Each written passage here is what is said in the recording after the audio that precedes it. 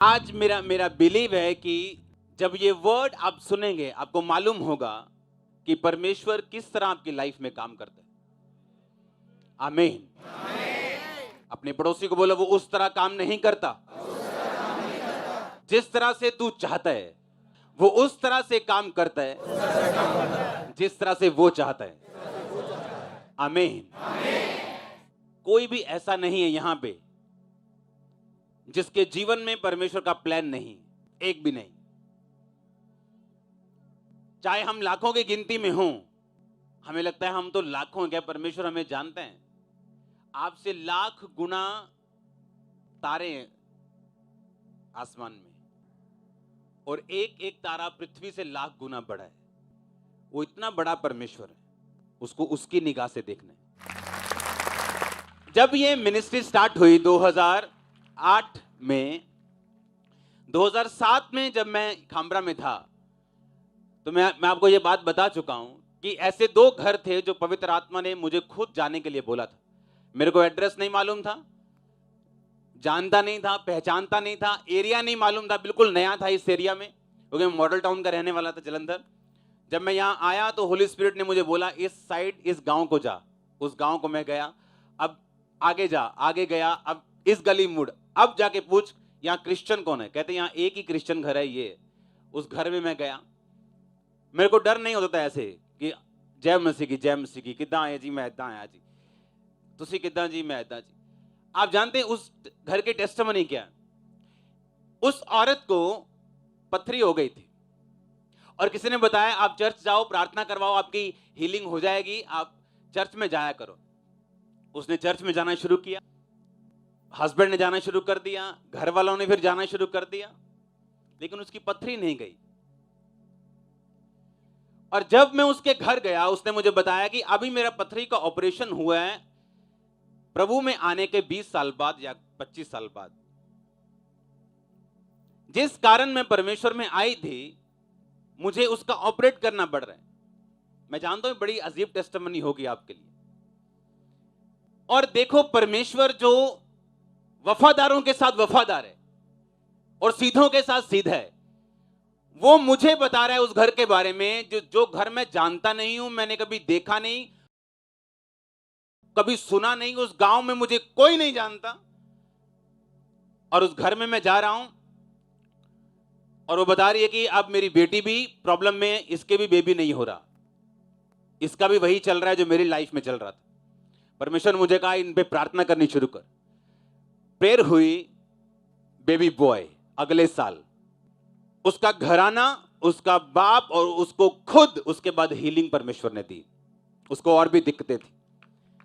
Imagine करो, अगर उन 15 सालों में जब उसकी हीलिंग नहीं हुई, अगर वो परमेश्वर में ना होती, तो क्या परमेश्वर मुझे उस घर का एड्रेस बताता?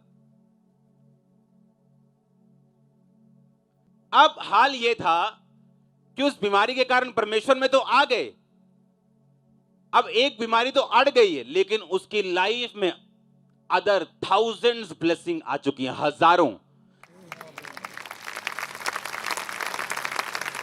इमेजिन करो, अगर वो इस छोटी सी बात से कि मेरी पथरी का हल नहीं हुआ परमेश्वर में ना होती, तो आज भी उसकी बेटी बच्चे को तरस रही होती,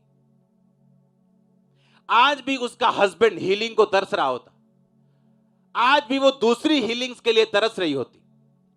कई बार परमेश्वर एक छोटी चीज को पकड़ के रखता है आपकी लाइफ में, आपकी वफादारी को जांचने के लिए, आपकी जेन्युइनिटी को परखने के लिए, आपके विश्वास को समझने के लिए, क्या आप सचमुच परमेश्वर के पीछे हैं।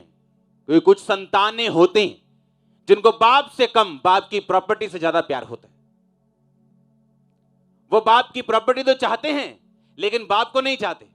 लेकिन कुछ बच्चे ऐसे होते हैं जो बाप को चाहते हैं। तो परमेश्वर मेक श्योर करना चाहता है कि आपको उस डेस्टिनी पे ले जाने के लिए, उस मंजिल तक, उस हायर कुर्सियों तक, उस लेवल तक लेके जाने से पहले वो परखना चाहता है कि आप उसकी प्रॉपर्टी के पीछे हैं या आप अपने बाप के पीछे हैं। फिलिप्पियों की पुस्तक, उसका 1 बाप।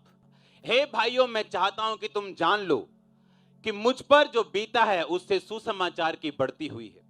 यहां तक कि कैसर के राज भवन की सारी पलटन और शेष सब लोगों में यह प्रकट हो गया है कि मैं मसीह के लिए कैद हूं। प्रभु में जो भाई हैं उनमें से अधिकांश मेरे कैद होने के कारण हियाव बांधकर परमेश्वर का वचन निधड़क सुनाने का और भी साहस करते हैं। एक पुलिस की पलटन में, सिपाहियों की पलटन में 6 से 12,000 सिपाही होते थे उस टाइम। पौलुस के उस जेल में रहने के कारण वो सारी पलटन को मालूम हो गया था कि यीशु मसीह उद्धार करता है। बाकी लोगों में यह प्रकट हो गया था यीशु मसीह उद्धार करता है। लेकिन आज का विश्वासी, अगर उसकी लाइफ में कोई झटका लगे, कोई करंट लगे उसको, क्या वो वही विश्वास में बना रहेगा जो उसको तब मिला था जब उसकी जिंदगी में एक बड़ी गवाही पैदा हुई थी? बड़ी गवाही अच्छी है, लेकिन बड़े विश्वास से थोड़ी कम है। अच्छा है परमेश्वर आपको बड़ी गवाही दे, लेकिन उससे भी उत्तम है कि आपके अंदर बड़ा विश्वास हो, क्योंकि अगर बड़ा विश्वास हुआ तो बड़ी गवाहियां रोज पैदा होंगी आपकी लाइफ, एवरी डे। आपके बच्चे, आपका फाइनेंस, आपका कैरियर, आपकी लाइफ, आपकी मिनिस्ट्री, जिस भी स्ट्रीम, जिस भी एरिया में आप बुलाए गए हैं परमेश्वर के द्वारा, आप उस एरिया में अपने मास्टर होंगे और बेस्ट होंगे। और यही पवित्र आत्मा का काम है। वो जानता है आपने कहां जाना है, वो जानता है कि परमेश्वर की प्लानिंग आपकी लाइफ में क्या है, वो जानता है किस ग्रेटनेस में परमेश्वर आपको लेके जाना चाहता है। और सबसे बड़ी बात, वो कभी भी आप पे जाहिर नहीं करता कि आप किस लेवल पे जाएंगे। आपके विश्वास को परखने के लिए, चेक करने के लिए आपको। आमीन। और जब आपको यह मालूम हो गया कि पवित्र आत्मा आपके लाइफ में आपको लेके जाएगा ग्रेटनेस की तरफ, वो आपको परखेगा, आपको चेक करेगा। हर वो चीज आपकी चेक की जाएगी। आपको चेक किया जाएगा कि पौलुस की तरह जब आपकी लाइफ में जेल है, और पौलुस परमेश्वर से क्वेश्चन कर सकता था कि परमेश्वर, जितना मैं सामर्थी हूं, जितना मैं प्रचारक हूं, जितना मुझे समझ है, जितनी कलीसियाएं मैंने स्थापित की हैं, क्या ये अच्छा नहीं है कि मैं जेल में ना रह के तेरा काम करूं? हाँ या ना? बुद्धि क्या कहती, सेंस क्या कहती कि पौलुस को जेल में नहीं होना चाहिए। अगर परमेश्वर पतरस को अपना दूत भेज के छुड़ा सकता है, पतरस जब जेल में था, उसे बंद कर दिया जेल में, दूत आया, उसकी पसली पे टैप किया, उस उठा, उसे ऐसा लग रहा था मैं दर्शन देख रहा हूं, मैं सपना देख रहा हूं। उसने उठाया, उसकी जंजीरें खुली, सारे दरवाजे अपने आप खुले। और जब दरवाजे खुले तो अभी पतरस लग रहा था कि मैं दर्शन देख रहा हूं। जब वो अपने घर पहुंच गया तो उसको मालूम हुआ मैं दर्शन नहीं देख रहा हूं, मैं रियलिटी में हूं। मैं ये कहता हूं, अगर परमेश्वर पतरस को छुड़ा सकता था, क्या वो पौलुस को नहीं छुड़ा सकता था? अगर वो पतरस को भेज सकता है दूतों को छुड़ाने के लिए, तो पौलुस को क्यों नहीं भेजा? क्योंकि हम इंसानी दिमाग से सोच रहे हैं। अगर उस समय की पॉपुलेशन आप कितनी लगाते हो पूरी दुनिया की, आज से 2000 साल पहले, बहुत कम। अगर पौलुस शरीर में खुला भी घूमता तो ज्यादा से ज्यादा 1 से 1.5 करोड़ लोगों तक पहुंच पाता अपनी पूरी लाइफ में। आज उसी जेल में बंद पत्रियां 400 करोड़ से भी ज्यादा लोग पढ़ चुके हैं। अब बोलो, अब फायदा हुआ कि पहले था? लेकिन अगर शैतान जब ड्रामा करता है माइंड में, हां पता है ना ड्रामा, तू ऐसा क्यों है? अगर परमेश्वर है तो ऐसा क्यों है? तू बाहर क्यों नहीं हुआ? उसके दूत कहां चले गए? वो तुझसे प्यार नहीं करता। पतरस को छुड़ा सकता है क्या? तुझे नहीं छुड़ा सकता। लेकिन परमेश्वर को आने वाला कल मालूम है। उसी पतरस ने उस जेल में रहते हुए सबसे ज्यादा पत्रियां लिखी हैं जो आज आप पढ़ते हो। पतरस ने सिर्फ 2 लिखी, कई प्रेरितों की है ही नहीं। सबसे ज्यादा पौलुस की हैं। कलीसिया में सुधार सबसे अधिक पौलुस के हैं। कलीसिया कैसे चलानी है सबसे ज्यादा पौलुस जानता है। पौलुस ने उस सब पत्रियों को उन जेलों से लिखा। अपनी कैद में लिखा। उस कैद में रहते हुए उसने दूसरे लोगों को बदला, पलटन को बदला, सिपाहियों को बदला, सेनापतियों को बदला। और आज आप उसको सुन रहे हो, पतरस को पढ़ रहे हो, पौलुस को पढ़ रहे हो, सबसे ज्यादा क्योंकि ये परमेश्वर का प्लान था उसकी लाइफ में। आज जब आप अपने दिमाग से सोचते हो, अपनी सेंस यूज कर, इस्तेमाल मिला के कि परमेश्वर ने ये काम ऐसे क्यों नहीं किया, ये काम उसने ऐसे क्यों नहीं किया। आज मैं अपनी पढ़ाई पूरी करके ऑस्ट्रेलिया में कहीं और, जिंदगी में कहीं और देश में कहीं सेट हो गया होता, लेकिन उस टाइम जब ये सब कुछ होना था, परमेश्वर ने मुझे पागल किया, डॉक्टरों के पास ले गया, सब बाबा सब तरफ गया, जब कोई इलाज नहीं हुआ, सुसाइड करने तक पहुंच के फिर यीशु मसीह के बारे में मालूम होता है।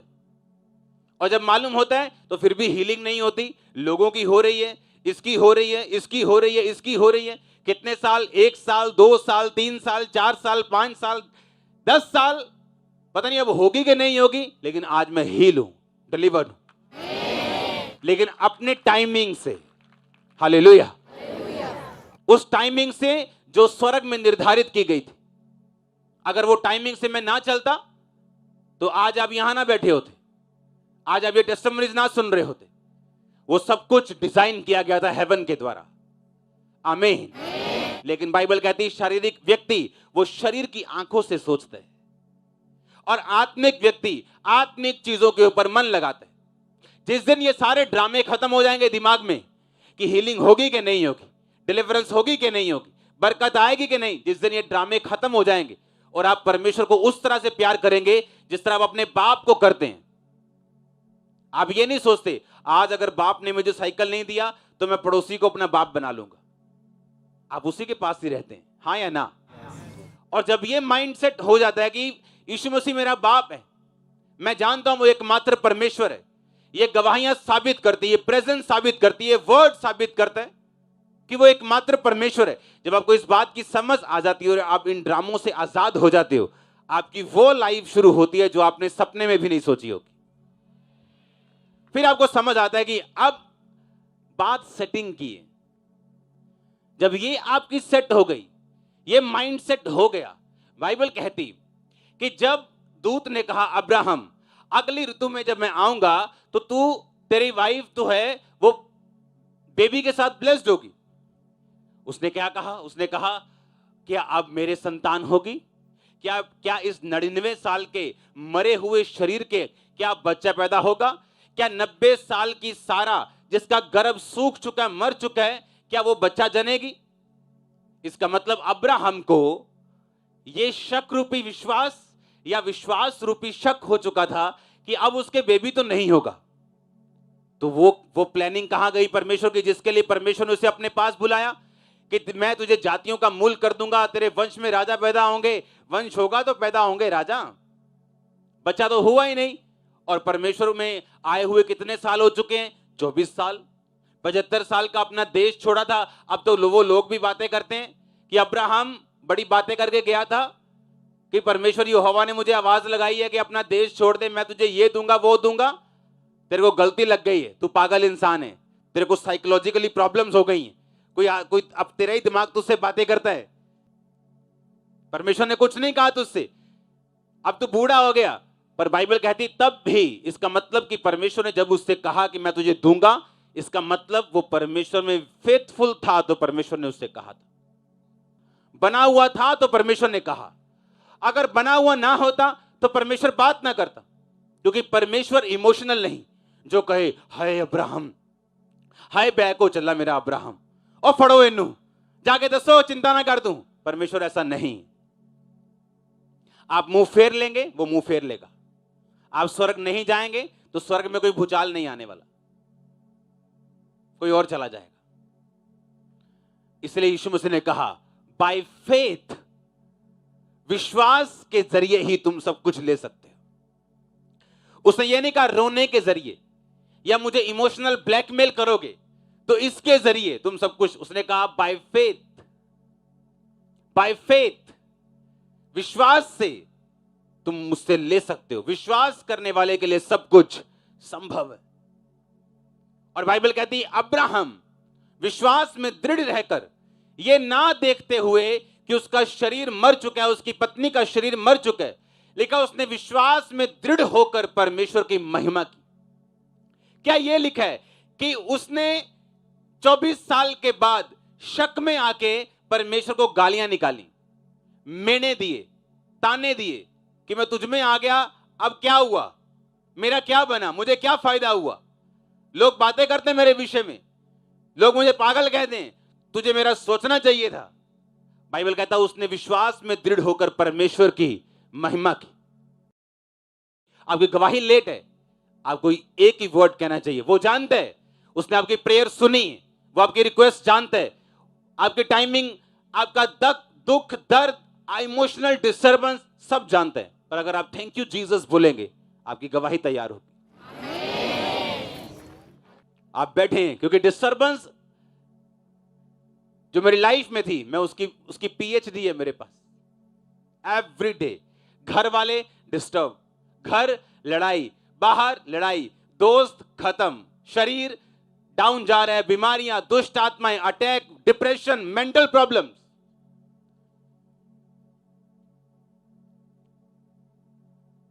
और होली स्पिरिट कह रहा है क्या बोलना है, थैंक यू जीसस। ये हथियार है, रोके, चिल्लाना, करलाना, ताने मेने, ये हथियार नहीं, ये शैतानी है। बाइबल पढ़ लो। नेगेटिव सर्कमस्टेंसेस में, विपरीत परिस्थितियों में, मुश्किल हालातों में जिसने ये रूल अपनाया वही ब्लेस्ड हुए। हम परमेश्वर के लिए कई बार एक्साइटेड होते हैं, बोने में नंबर 1, प्रेयर में नंबर 1, फास्टिंग में नंबर 1। हम सोचते हैं कि अब सब कुछ मैं परमेश्वर में पूरा हूं, जिस तरह यूहन्ना बपतिस्मा देने वाला सोचता था और खिंच गया अंदर से, और चेलों को बोला उसको बोलो तू ही है कि मैं किसी और का इंतजार करूं।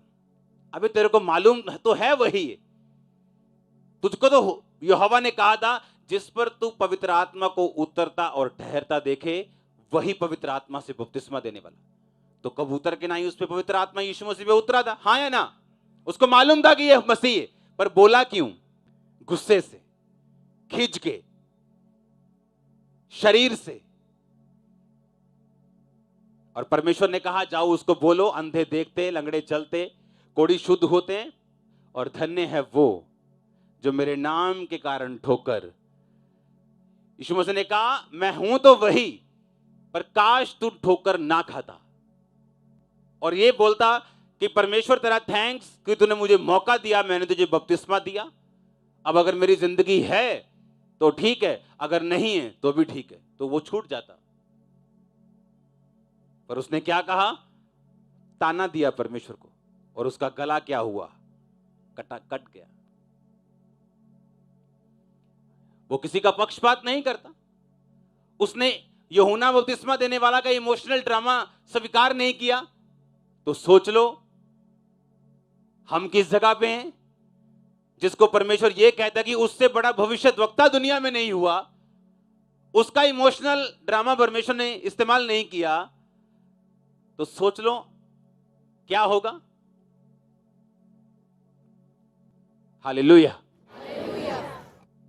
Thank you Jesus. क्या बोल रहे हैं? आपका दिल नहीं करेगा, दिमाग नहीं करेगा, इमोशन नहीं करेंगे, बोलें आप थैंक यू जीसस, लेकिन आप बोलेंगे यही हल है।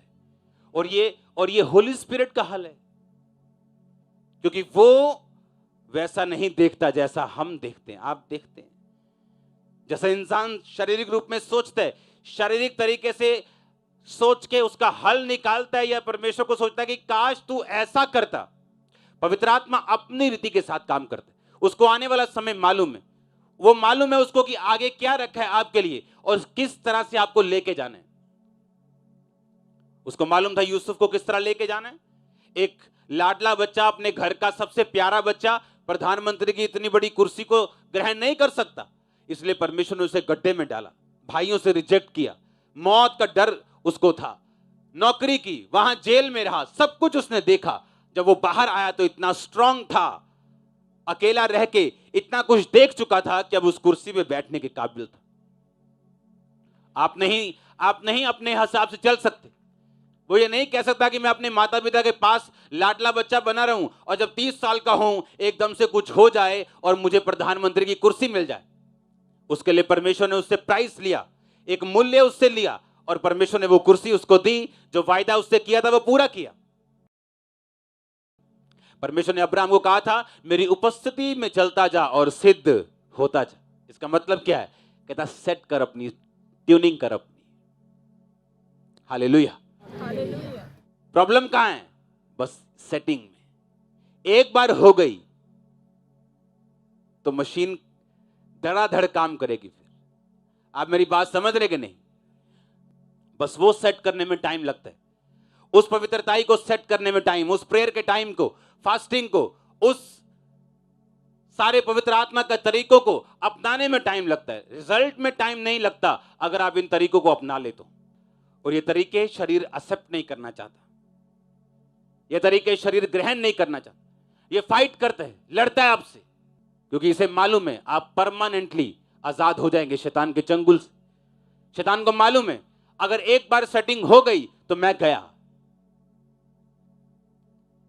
उसको इमोशनल, उसको खुद रास्ता बताने से ये अच्छा है परमेश्वर को कि आप चुप करके उसकी हजूरी में चलें, थैंक यू जीसस बोलते हुए। कितनी भी विपरीत, कितनी भी मुश्किल हालात क्यों ना हो, ये आपके लिए दवाई है। अपने दिमाग से सोचो और अपनी सेंस से सोचो तो कुछ और लगेगा, लेकिन अगर हम होली स्पिरिट के द्वारा सोचेंगे तो शांत रहेंगे। इसमें परमेश्वर की क्या है योजना है। आप टेस्टिमनीज को देखते हैं, लेकिन अपनी लाइफ में जब निराशाएं, जब साइलेंट टाइम आपको हिट करते हैं, तब परमेश्वर देखते हैं कि आप किस तरफ जा रहे हैं। एक व्यक्ति अपने साइलेंट टाइम में पाप करता है, जब उसे लगता है सब तरफ साइलेंस है परमेश्वर की, बस जो चल रहा है, ये घर, ये थोड़ी सी जॉब, ये काम, ये धंधा है, थोड़ी सी नौकरी, थोड़ा सा बिजनेस, बस यही है मेरी लिमिट, तब शैतान उसे गिराता है। उसे ये मालूम नहीं ये उसकी तैयारी है, ये उसकी मंजिल नहीं।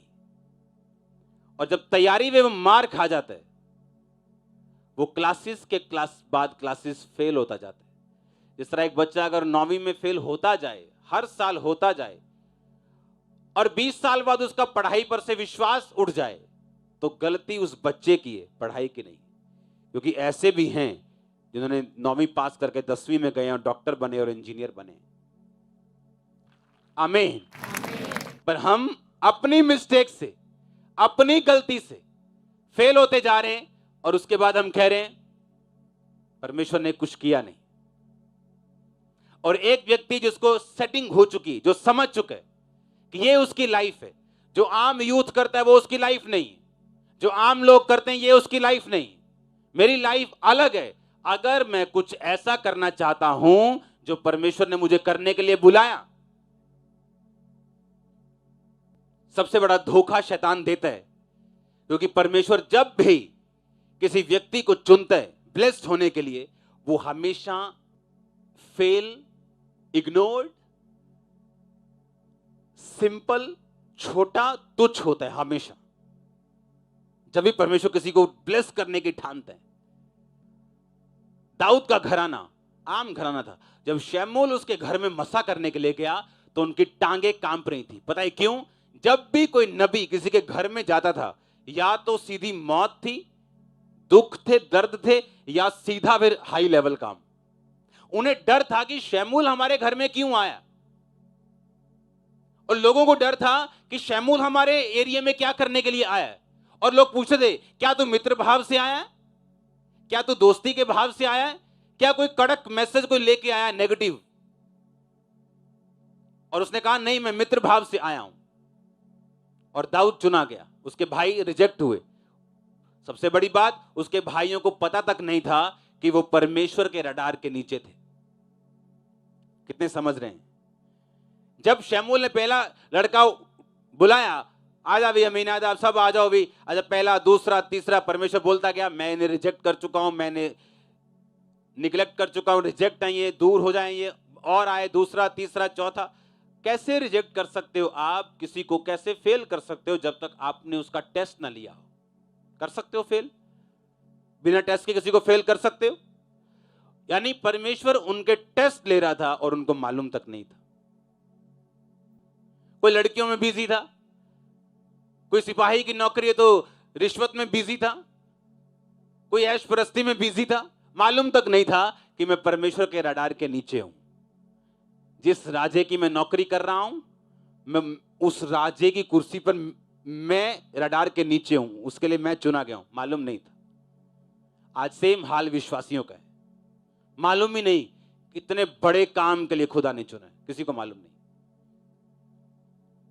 और अगर आप अलर्ट हो कि मैं खुदाबंद के रडार के नीचे, उसकी पलकें मुझे नित्य जांचती हैं, उसकी आंखें मुझे देखती हैं, बाइबल कहती है। और अगर आपको मालूम हो कि इस समय परमेश्वर मुझे देख रहा है, आपका दिल धक धक करेगा।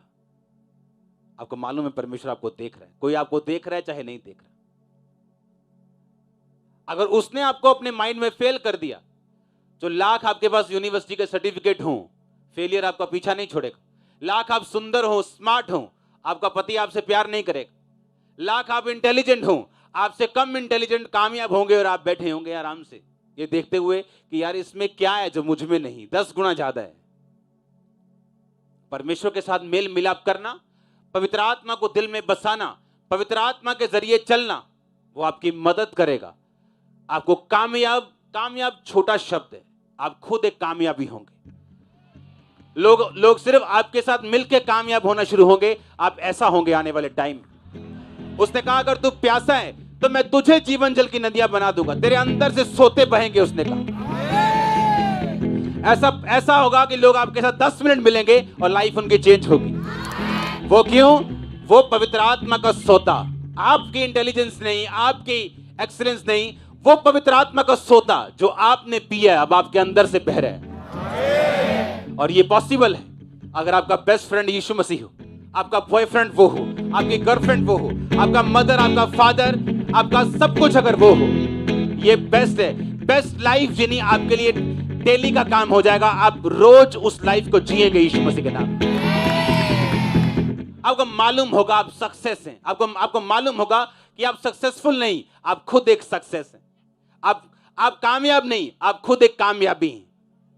उसने कहा ऐसा, अगर तू प्यासा है तो मेरे पास आ, तू अपना बोझ नहीं उठा सकता, तू थका हुआ है तो मेरे पास आ, मैं तुम्हें विश्राम दूंगा, तो मेरा बोझ उठा, मैं तेरा बोझ उठाऊंगा।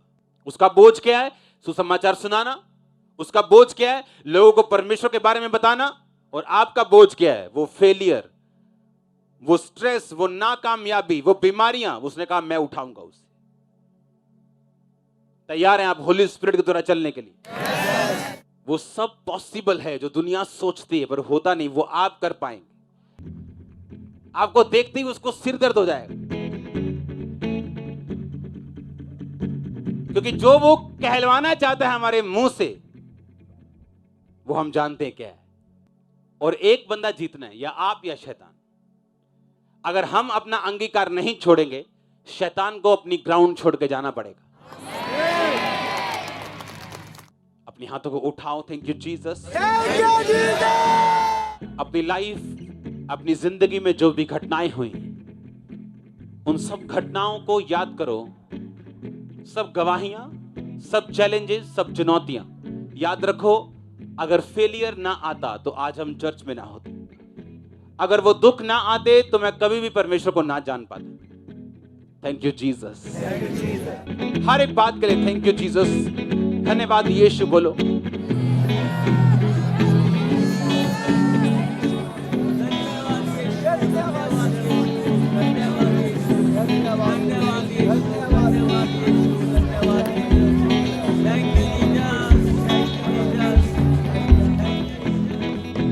प्रभु यीशु मसीह के पवित्र और सामर्थी नाम में हम मांगते हैं।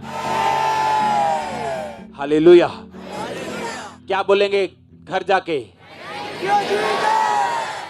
बर्तन जब मांजने हैं ना, तो अपने पति को गाली निकालने, अपने बच्चों को खींचने के अच्छा ये क्या बोलना? पोछा मारते वक्त क्या बोलना? स्कूटर चलाते वक्त, बाइक चलाते वक्त, साइकिल चलाते वक्त कार चलाते वक्त, प्लेन चलाते वक्त,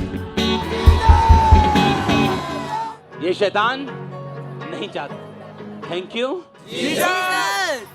और जब आप ये बात समझ जाते हैं, स्पिरिट की सेटिंग हो जाती है और आप में सामर्थ बढ़ती जाती है। इस तरह से आप परमेश्वर के करीब रहते हैं, नए रास्ते आपके ओपन होते हैं, प्रैक्टिकली टेस्टिमनीज आपकी लाइफ में एंटर होना शुरू होता है। अगर आप हर बात में थैंक यू जीसस बोलेंगे, चोरी करने में आपको क्या बोलेंगे? Thank you Jesus. आप नहीं बोल पाएंगे। और आपको माइंड में रखना है, वो हर वक्त आप उसके रडार के क्या हैं। आपको कोई ना देख रहा हो, सबसे साइलेंट टाइम हो, सबसे टॉप टाइम हो, उसने कहा अगर कोई नीचे तो भी परमेश्वर में रहे कि ऊपर आ सके। अगर कोई ऊपर है तो खुदाबंद में बना रहे ताकि वो गिरे ना। अगर ये माइंड में हम रखेंगे, स्पिरिट सेट कर लेंगे, तो डिलीवरेंस आसान होगी, हीलिंग आसान होगी, आसान होगा। परमेश्वर की स्पिरिट आपसे स्ट्रगल नहीं करेगी कि वो आपको किस तरह से आपकी लाइफ में काम करे। बच्चे होते हैं ना कुछ जिद्दी, एक टीका लगना होता है, आई आई आई आई, टीका नहीं लान देंगे डॉक्टर। कुछ बच्चे होते हैं खड़े होते हैं आराम से, लगा भी टीका लगाना। वो हाल है। अगर हम हिलेंगे ज्यादा तो वही टीका मार खा के, रो के, दुखी होके लगवाएंगे। चुप करके अगर सह लेंगे तो जल्दी काम हो जाएगा। बात स्पिरिट की सेटिंग की। आमीन आमीन। मुझे पता ये आसान नहीं, क्योंकि मैं बहुत खिंचता था तब कि क्यों परमेश्वर नहीं करता, क्यों मुझे नहीं करता। मैंने इतने क्रूसेड्स करवाए, इतनी मीटिंग, क्यों नहीं परमेश्वर। जब तक मैंने वो छोड़ा नहीं अपना, तब तक परमेश्वर ने छुआ नहीं। उसने कहा जिस तरह दूध छुड़ाया बच्चा अपनी माता के गोद में रहता है, उसे मालूम है अब दूध मुझे नहीं मिलेगा, मुझे बॉटल वाला पीना पड़ेगा, पर उसका मन करता है, लेकिन वो बैठा है। उसने कहा उसी तरह दूध छुड़ाए बच्चे की तरह तुम अपने पिता की गोद में रहोगे। तुम्हें मालूम है कि परमेश्वर उस तरह से काम नहीं करेगा। एक टाइम आया, परमेश्वर ने कहा इस्राएलियों को अब आसमान से मन्ना नहीं बरसेगा। एक समय था जब बरसता था। अब परमेश्वर चाहता था कि वो विश्वास के द्वारा चले। हालेलुया। आपको क्या बोलना है? Thank you. और ये स्पिरिट अपनी सेट रखनी, कुछ भी हो जाए, थैंक यू जीसस।